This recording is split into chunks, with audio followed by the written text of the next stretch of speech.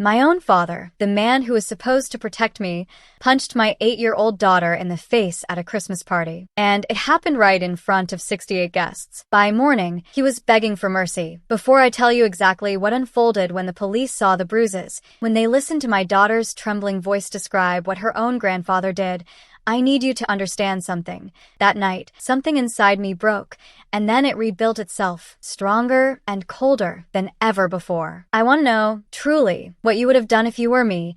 It was Christmas Eve, and I was standing on the doorstep of my father's sprawling house. Every single instinct I had was screaming at me to turn around, to run. The Christmas lights, twinkling red and green against the fresh, impossibly white snow, painted a scene so perfect it belonged on a greeting card. But that picture-perfect facade was a lie. It never belonged in my life. Zuri's small hand squeezed mine. She was just 8 years old, dressed in the velvet dress I'd bought her specifically for this.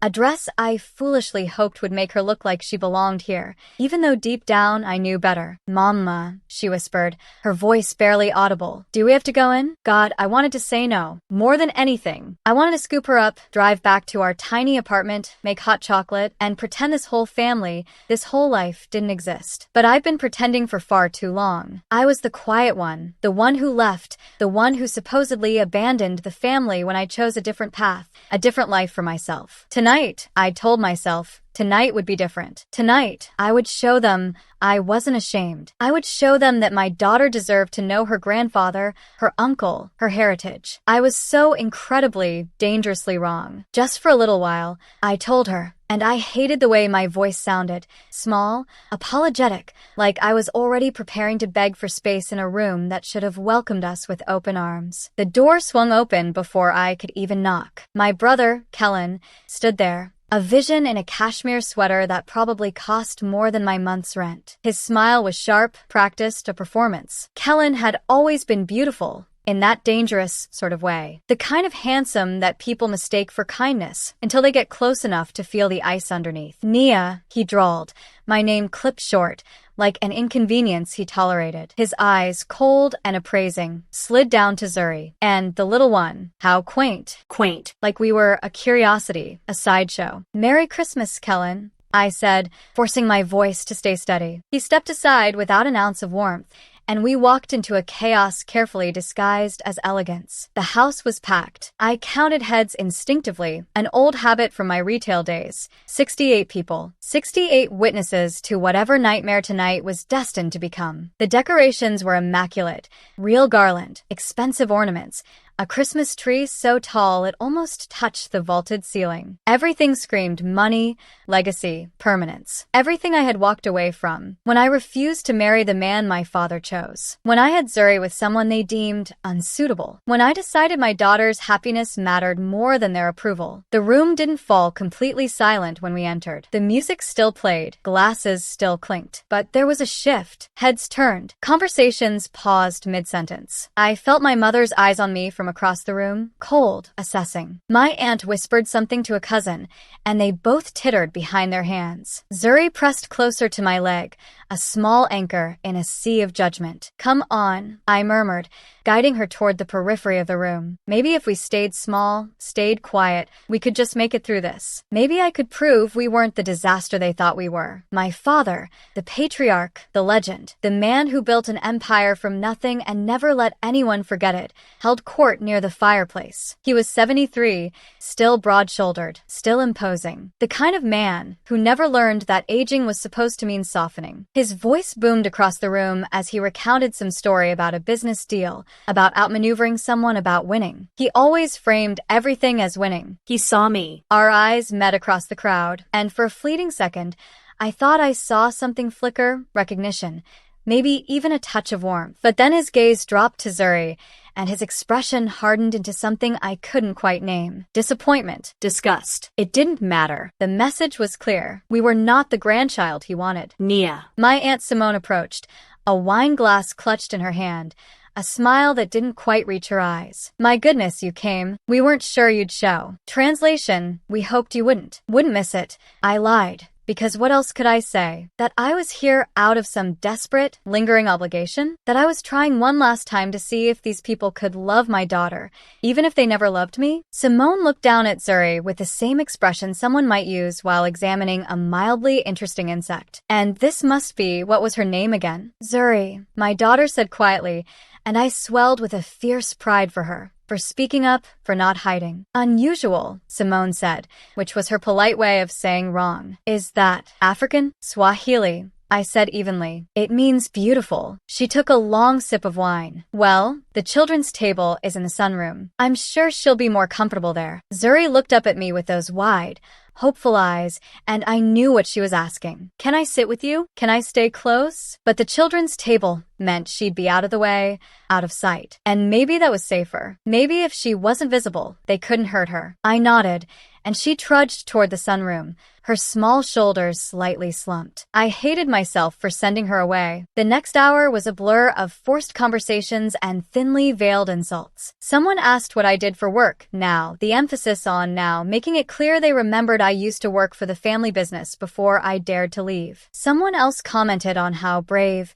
I was to raise a child alone, as if being a single mother was an act of courage rather than a circumstance. Kellen found me twice, each time with a new variation of the same cruelty. Good to see you made time for us, he'd said, knowing full well I'd been reaching out for months. Hope you didn't break the bank on that dress, he'd sneered, gesturing at my simple black outfit, knowing I probably did. I just smiled through it all. I'd had years of practice. Around 8 o'clock, dinner was announced. The adults gathered in the formal dining room, around a table that could seat 20. The children remained in the sunroom with paper plates and chicken nuggets. I considered joining Zuri, but my mother caught my eye and shook her head.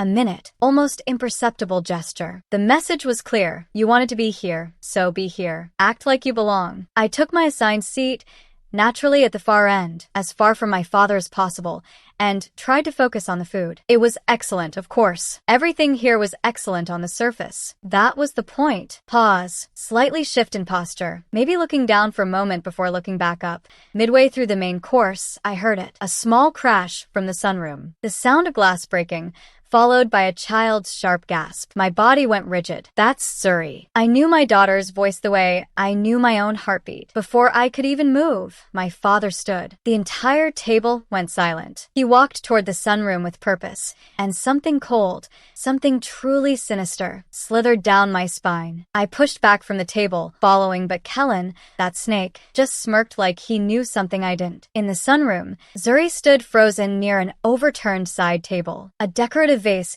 lay shattered on the hardwood floor, water and flowers scattered everywhere. She was staring at the mess, tears already forming in her eyes, her small hands trembling. I'm sorry, she whispered, her voice cracking. I'm sorry. I didn't mean to. I was just trying to. You clumsy little. My father's voice was thunder, cutting her off. I stepped between them. It was an accident. She's 8. I'll clean it up. But he wasn't looking at me. He was looking at her. And there was something in his expression I'd never seen before. Not just anger, but pure, distilled contempt. This is what happens, he said, his voice low and dangerously quiet, when you bring trash into a respectable house. The words hit me like a physical blow. But before I could respond, before I could even process what he had just called my daughter, he moved. It happened so fast. His hand shot out and connected with Zuri's face. A closed fist. A real punch. The kind meant to hurt. The sound of impact echoed in the suddenly silent room. Zuri stumbled backward, hit the wall, and crumpled. For a moment. Time stopped. I couldn't breathe. I couldn't think. There was just the image of my daughter on the floor, her tiny hand pressed to her cheek, blood already starting to seep from her nose, her eyes wide with shock and pain and confusion. Then he reached down, grabbed a fistful of her hair, and dragged her toward the door. She screamed. My baby screamed. I was moving, but Kellen caught my arm. Let him teach her some manners, he said, casually. Rage, pure and blinding, tore through me. I wrenched free and ran after them.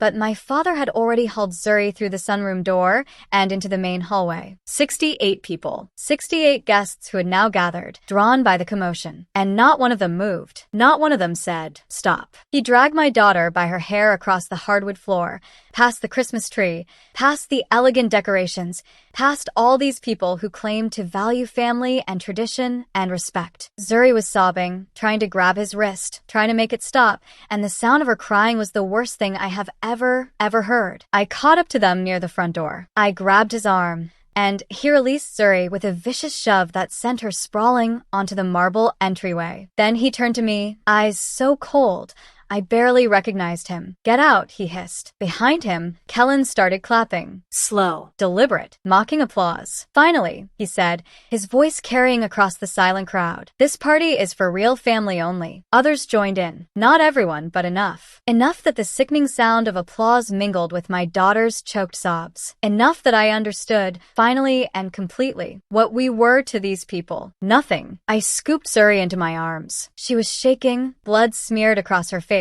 her scalp probably screaming where he'd torn at her hair. I carried her out to the car. No one tried to stop me. No one apologized. They just watched us leave. And then they returned to their party. I drove 3 blocks before I had to pull over. My hands were shaking too hard to hold the wheel. I parked in an empty grocery store lot under the harsh fluorescent lights and turned to look at my daughter in the back seat. Her left eye was already swelling shut. There was blood crusted under her nose and on her upper lip. When I reached out to touch her face, she flinched. And that flinch broke something in me that I don't think will ever be whole again. "Baby," I whispered, tears finally streaming down my face. "I'm so sorry. I'm so sorry." She wasn't crying anymore. She had gone quiet in that chilling way children do when the world stops making sense. When the adults who are supposed to protect them prove they can't be trusted. "Why did he hit me?" she asked, her voice so tiny, so lost. I didn't have an answer. Not one that made sense. Not one that would heal this gaping wound. "I don't know," I told her. And then I did something I should have done the very moment it happened. I pulled out my phone. I took pictures. Her swollen eye, the blood,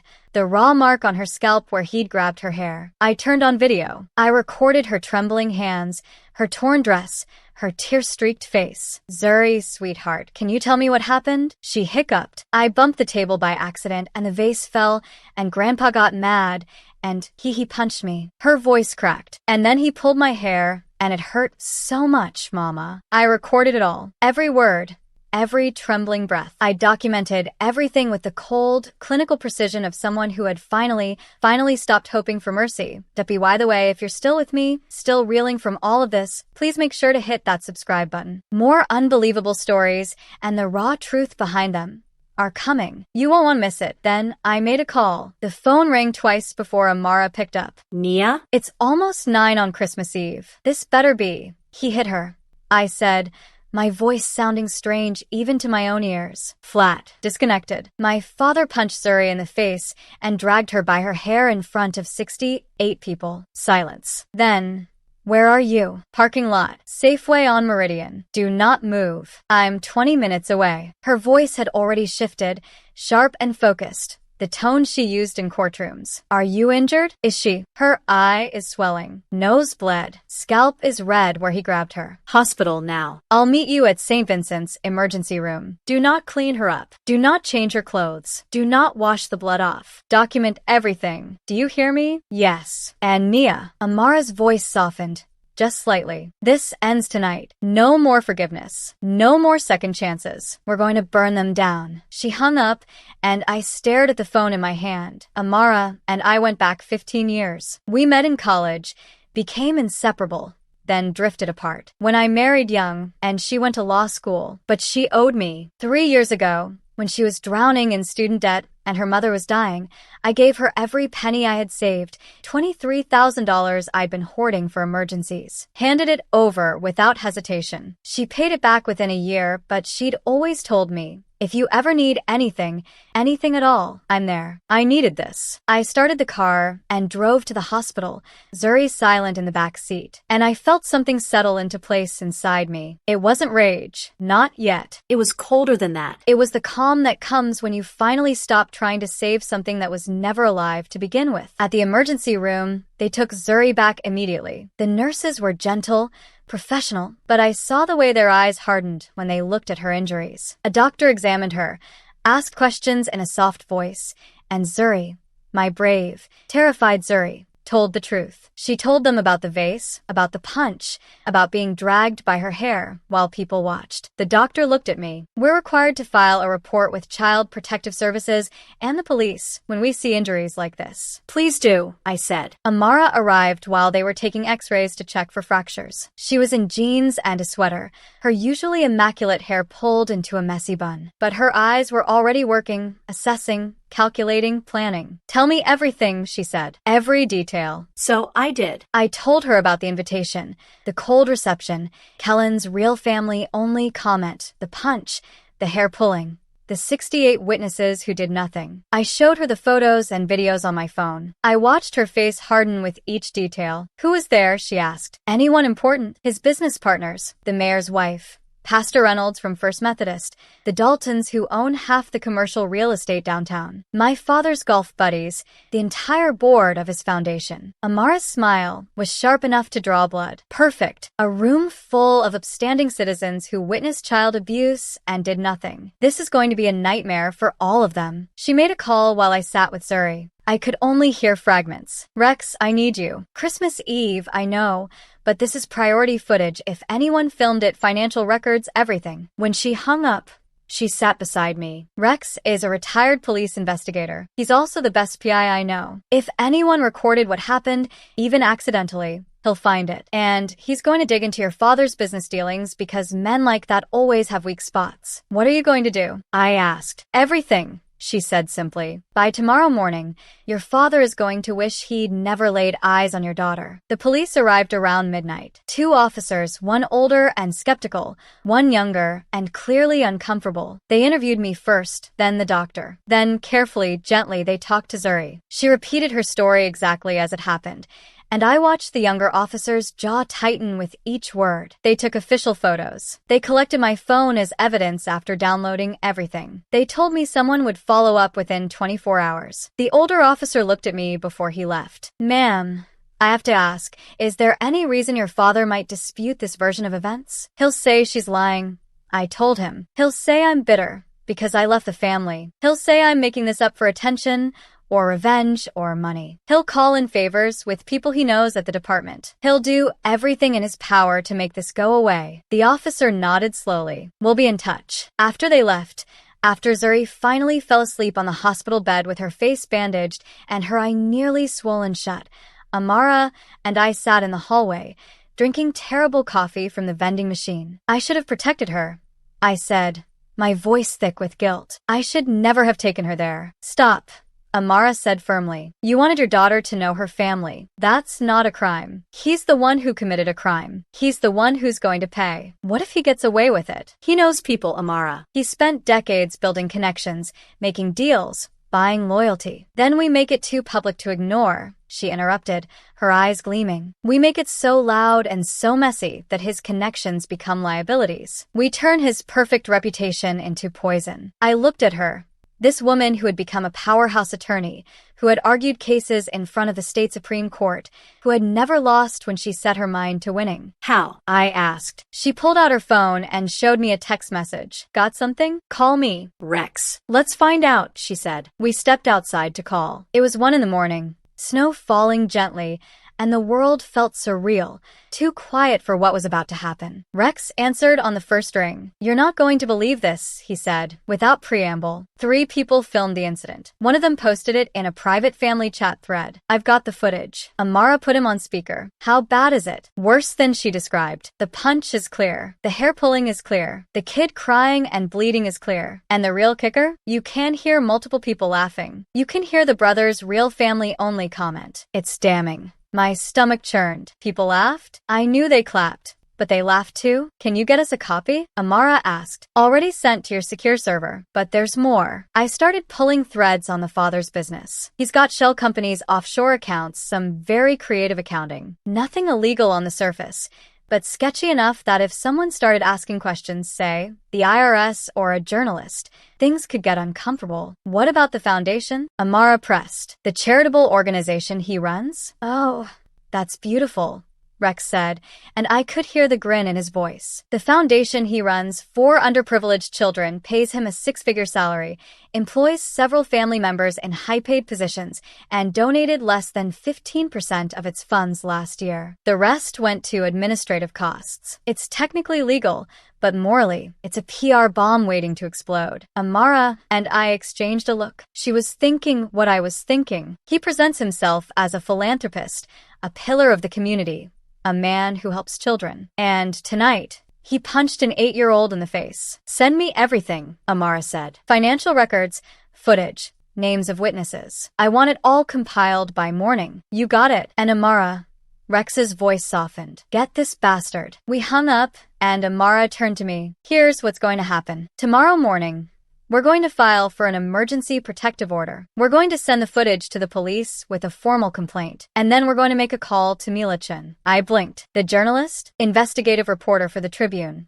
Amara confirmed. She specializes in exposing corruption and abuse among the wealthy. She owes me a favor, and she's been looking for her next big story. She paused. This is that story. Prominent businessman and philanthropist beats 8-year-old granddaughter at Christmas party while guests watch. They'll come after me, I said quietly. They'll call me a liar. They'll try to destroy me. Let them try, Amara said, and there was steel in her voice. We have video evidence. We have medical records. We have witness testimony. And by the time Mila finishes her article, we'll have public opinion. They can't win this, Nia. They can only lose. I thought about Zuri, sleeping inside, her face bruised and swollen. I thought about how small she looked on that floor while my father stood over her. I thought about Kellen clapping, about 68 people doing nothing. Burn them down, I said. Amara smiled, a flicker of grim satisfaction. By sunrise, things started moving fast. The protective order was filed and granted within hours. My father and Kellen were legally barred from coming within 500 feet of me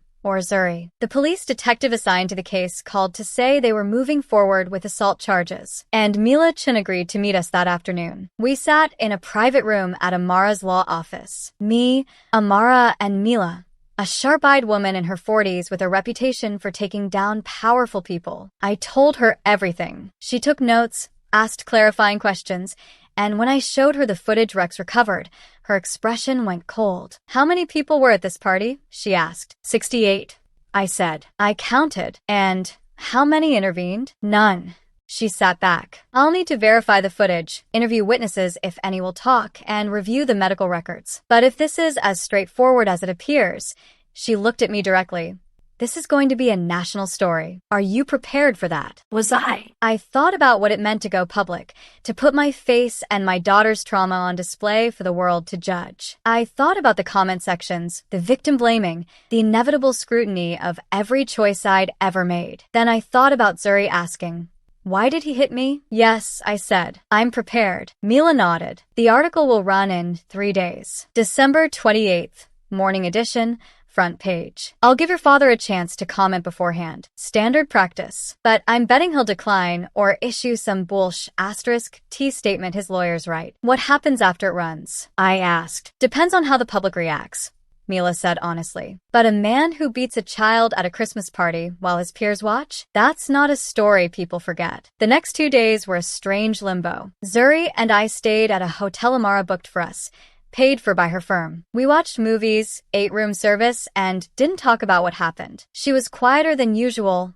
more clingy, but the doctor said that was normal. Trauma takes time to process. On December 27th, Mila called. Your father's attorney issued a statement. Want to hear it? Sure, I said, bracing myself. She read, Mr. Harrison categorically denies these baseless allegations. This is a clear attempt by his estranged daughter to extort money from the family by exploiting her child. We intend to pursue all legal remedies against these defamatory claims. I laughed, but there was no humor in it. Of course, he was playing the victim. His mistake, Mila said coolly, is that I have the footage, and it's going in the article with his denial right next to it. Let him explain how video evidence is baseless. The article dropped at 6 a.m. on December 28th.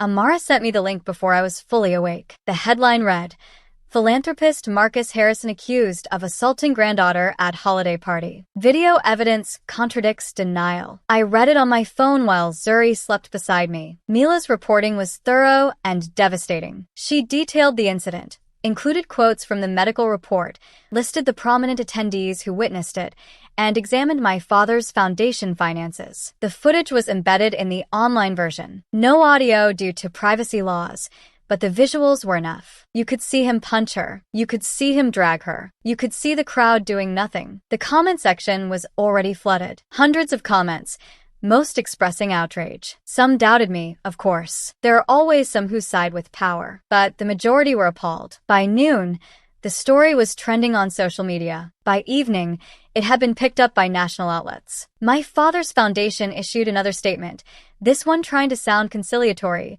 We take these allegations seriously and are conducting an internal review. But it was too late. The court of public opinion had already rendered its verdict. On December 29th, the first sponsor pulled out. A pharmaceutical company that had donated heavily to my father's foundation released a statement. We can no longer, in good conscience, support an organization led by someone accused of child abuse. By December 30th, 3 more sponsors had withdrawn. The foundation's board called an emergency meeting. On New Year's Eve, my father was asked to step down from the foundation he built. He refused. The board voted to remove him anyway. Kellen tried to defend him on social media, posting something about family loyalty and a rush to judgment. It backfired spectacularly. Someone dug up the real family-only quote from the article, and suddenly Kellen was trending too, as a villain. His employer, a prestigious law firm, issued a terse statement that they were reviewing the matter. By January 3rd, Kellen was on administrative leave. The calls started coming to my phone, blocked numbers, family members I hadn't spoken to in years. I didn't answer. Amara handled everything, screening every message, every email. Most were threats, some were pleas. A few were apologies from people who claimed they didn't know it was that bad or thought someone else would step in. None of them mattered. On January 5th, my father called. Amara was with me when his name appeared on my screen. We discussed this moment, prepared for it. I answered on speaker. Hello, Nia. His voice was strained, older somehow. We need to talk. No, I said calmly. We don't. This has gotten out of hand. You need to issue a statement saying you exaggerated, that you... I'm not doing that. You're destroying this family. His voice rose, that familiar anger creeping back in. Everything I've built, everything we... You destroyed it yourself. I interrupted. When you punched my daughter in the face. Silence. Then she's fine. Kids are resilient. You're blowing this out of proportion. And there it was. The refusal to take responsibility. The minimizing. The expectation that I'd back down. The police disagree, I said. So, does the prosecutor's office. You're being charged with assault on a minor. Your trial date is set for March. You can stop this, he said, and now there was desperation in his voice. You can tell them you don't want to press charges. You can make this go away. No, I said. I can't, and I won't. Nia, please. I hung up. Amara squeezed my shoulder. You okay? Better than I've been in years, I told her. And I meant it. The weeks that followed were a blur of court dates, depositions, and media attention. Zuri started therapy, a kind, patient woman who specializes in childhood trauma. I started therapy too, working through years of conditioning that taught me to accept cruelty as love. The legal process ground forward. My father's attorneys tried every tactic. They claimed I was mentally unstable, that I coached Zuri, that the video was somehow misleading. None of it stuck. The evidence was too clear. In February, 2 of the party guests came forward. They gave statements to police confirming what happened, expressing regret that they didn't intervene. It wasn't enough to absolve them, but it strengthened the case. In early March, my father's attorney reached out with a plea deal. If he pleaded guilty to a reduced charge, he'd get probation, anger management classes, and a permanent restraining order. No jail time. Amara asked what I wanted. I thought about it for a long time. I thought about revenge versus justice, about punishment versus protection. I thought about Zuri, who still flinched sometimes when people moved too quickly near her. I want the restraining order, I said. I want him to admit what he did. I want it on record forever that he hurt her. But I don't need him in jail. I just need him away from us. The deal was accepted. On March 12th, Marcus Harrison pleaded guilty to assault. The judge sentenced him to 3 years probation, mandatory counseling, and a permanent no-contact order. He was also required to resign from any position involving children. The foundation he built collapsed within weeks. Without his leadership and with sponsors fleeing, it dissolved quietly. Kellen lost his job. Last I heard, he moved to another state, trying to rebuild a career now permanently tainted by that real family-only quote. The family fractured. Some members reached out to apologize. I accepted some apologies and ignored others. My mother never contacted me at all on a Tuesday in April. Zuri and I sat on the beach, watching the sunset. It had been 4 months since Christmas Eve. Her eye healed without permanent damage. Her hair grew back where he tore it out. But the invisible scars? Those are still there and probably always will be. Mama, she said, digging her toes into the sand. Do you think Grandpa's sorry? I considered lying. I considered saying yes, because wouldn't that be easier? Wouldn't that help her believe the world is fundamentally good? But she deserved the truth. I don't know if he's sorry for hurting you. I told her carefully. I think he's sorry he got caught. I think he's sorry he lost things he cared about. His job, his reputation, his money. But I don't know if he understands why what he did was wrong. She nodded slowly, processing this. Do you think he'll ever understand? Maybe, I said. People can change. But it's not your job to wait around to find out. It's not your job to forgive someone just because they're family. Then I won't, she said simply and returned her attention to the waves. I watched her.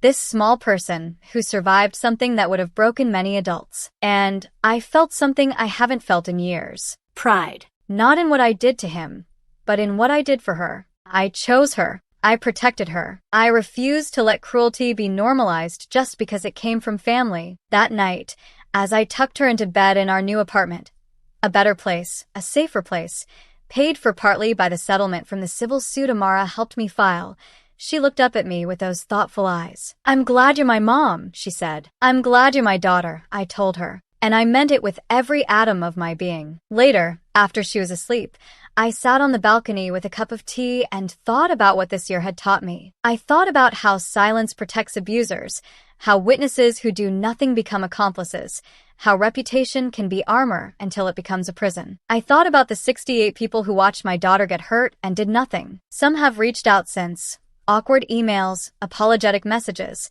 but their inaction is now part of who they are. They'll carry that knowledge forever. When it mattered, they chose comfort over courage. I thought about Kellen's clapping, about my mother's silence, about all the ways families can fail the people they claim to love. And I thought about the choice I made in that parking lot when I picked up the phone and called Amara. When I decided that protecting my daughter mattered more than keeping the peace. When I chose truth over the easier lie of pretending everything was fine. Some people will say I destroyed a family. They'll say I was vindictive, that I should have forgiven, that I made things worse by going public. Let them say it. I didn't destroy anything. I just stopped pretending that the destruction wasn't already there. I didn't seek revenge. I sought accountability. And my daughter, my beautiful, brave, healing daughter, knows that when someone hurt her, her mother showed up. Not with empty apologies or excuses. Not with pleas to keep the peace. With evidence, with action, with the kind of fierce, uncompromising protection that children deserve and rarely receive. Before I went to bed, I checked my phone one last time. There was a message from Amara. How are you doing? I typed back. We're okay. Better than okay. We're free. And it's true. For the first time in my life, I'm free from the weight of proving I'm worthy of love from people who are never capable of giving it. Free from the obligation to minimize my pain to make others comfortable. Free from the lie that blood makes someone family. Family is what you choose. Family is who shows up. Family is the people who see you at your worst and your most vulnerable and say, I'm here, and I'm not leaving. Amara is family. Rex, who spent countless hours digging through records to help a woman he'd never met, is family. The nurse at the ER who held Zuri's hand during the examination is family. My father, my brother, the 68 witnesses? They're just people I used to know. The sun is rising now, painting the sky in shades of pink and gold. Somewhere across town, my father is waking up to another day of his diminished life. Maybe he's thinking about what he lost. Maybe he's still blaming me. Maybe he'll never understand that the moment he raised his fist to a child, he forfeited the right to call himself a victim. I don't spend much time wondering anymore. I have better things to do. I have a daughter to raise, a life to build, and a future that no longer includes making myself smaller to fit into spaces that were never meant for me.